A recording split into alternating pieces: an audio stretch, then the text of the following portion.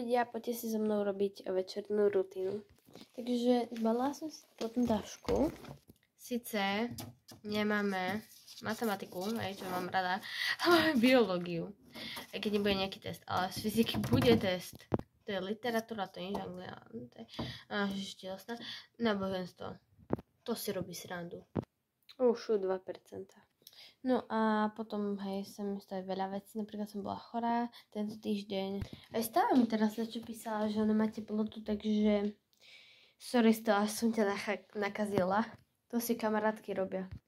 Takže ja sa k tomu týždňu radšej ani nevyjadrujem. Ja som bola nachladená, Stella aj teraz má teploty. Potom, mne sa stal ešte jeden incident, v škole, hej, skoro 3 je, ale to je denná rutina. No, dneska, včera stal fakt, ale že fakt prúser. Ale akože, nie je to z našej triedy, takže zase chill. Ale zase, mali sme to normálne. Ale tak zase, hej, ale akože, náboženstvo mám rada. Ale to, že musíme byť v tej piatockej triede, proste tam je strašne veľa z nich a proste je to strašne hrozné. A tak ma napadlo, že možno tak v piatok alebo zajtra urobíme zo Stellou story time o dnešnom týždni, hej. A čo sa mi dneska stalo, tak to už,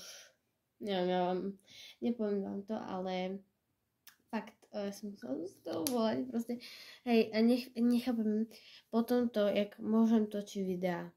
Už som si urobila skincare, ale fakt dneska po dnešnom večeri som si ani tú nechcela proste robiť.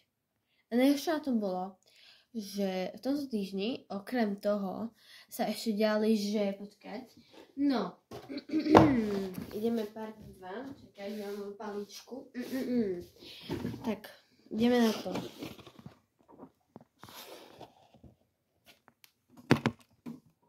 Takže, pondelok, dejepis, písomka. Útorok, matematika, biola. Hej, z matematiky neviem, pretože včerka chýbala. A dosujem sa to v piatok, lebo zajtra nebude. A dneska nebola v škole. Takže to neviem, ale z bioly mám že jednotku, a keď som to potypovala úplne, ja som to nevedela. Ja neviem biolu. Geografia mi ide.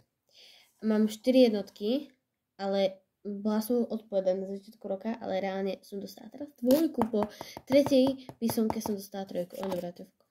Dobre, takže potom zajtra ma čaká fyzika a ešte biológia z projekt. Už mám prezentáciu, akože, ale ja sa bojím, proste som tú prezentáciu robila iba možno, že pol hodinu alebo hodinu. Proste taká dogebrená. Nakedy robím tie prezentácie proste, že 5 hodín, ale to je taká dogebrená, lebo som mi to fakt nechcel robiť po týždni. A dajte čo, tu musím písať písomku, nie. Tu musím teraz tu dávať projekt zo fyziky, fakt super. Fakt si myslíte, že na Medzinárodnom dni stromov by sa mi chcelo robiť písomku z fyziky? A ja si ešte zahrám Roblox, pretože fakt nemám čo robiť. Takže ľudia, keď sa vám toto videjko páčilo, tak nezabudnite hodiť like a odber a tešte sa na tú story time.